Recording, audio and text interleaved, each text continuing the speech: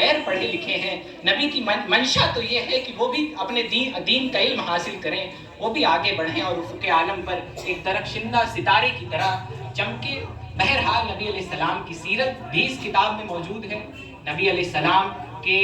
ماں کی بھی سیرت موجود ہے۔ آپ کو معلوم کہ لکھنے والوں نے، بظاہر مسلمان لکھنے والوں نے اپنی کتاب میں اس نبی کی ماں کو کافر لکھا ہے جن کے صدقے میں سب کو ایمان ملا ہے، جن کی گود میں ایمان پلا ہے۔ بظاہر اس ماں کو، اس باپ کو معاذ اللہ لوگوں نے کافر لکھا اپنی کتابوں میں، لیکن مسلمان کہاں تھے؟ مسلمان شادیوں میں تھے، مسلمان قوالیوں میں مصروف تھے، انہیں اپنے نبی کی ناموس کی کہاں فکر تھی؟ بہرحال نبی علیہ السلام کی پاک ماں کی بھی سیرت موجود ہے، بیٹیوں کی بھی سیرت موجود ہے، اور اس کے علاوہ بار بار ایک جملہ آخری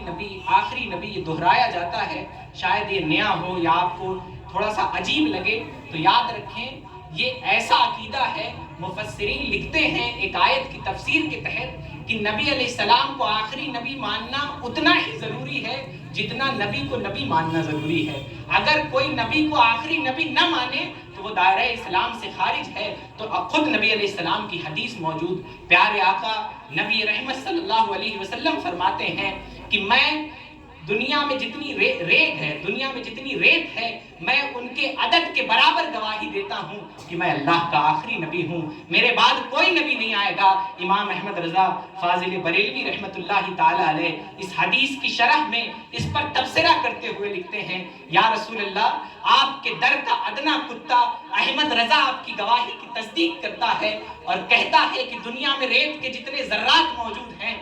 میں بھی گواہی دیتا ہوں کہ ان کے برابر کہ آپ اللہ کے آخری نبی ہیں، اور یا رسول اللہ، آسمان میں جتنے ستارے موجود ہیں میں ان کی تعداد کے برابر بھی گواہی دیتا ہوں کہ آپ اللہ کے آخری نبی ہیں، اور تمام دنیا میں جتنے فرشتے ہیں اور حاملان عرش یعنی اللہ کا عرش اٹھائے ہوئے جو فرشتے ہیں، اور خود میری اس گواہی میں خالق عرش بھی شامل ہے۔ امام احمد رضا فرماتے ہیں خود اللہ تعالیٰ نے اس بات کی گواہی دی کہ پیارے آقا یہ اللہ کے آخری نبی ہیں، ان کے بعد کوئی نبی نہیں آئے گا۔ پھر بھی آپ کو افسوس ہوگا کہ کچھ جماعتیں کھڑی ہوئی جنہیں قادیانی کہتے ہیں، کچھ جماعتیں کھڑی ہوئی جو کھڑے ہو کر ختم نبوت پہ بار کرتی ہے، کچھ لوگ کھڑے ہوئے جنہوں نے کہا نبی آ بھی جائیں تو کوئی فرق خاتمیت پہ نبی علیہ السلام کے نہیں پڑتا، کچھ نے تو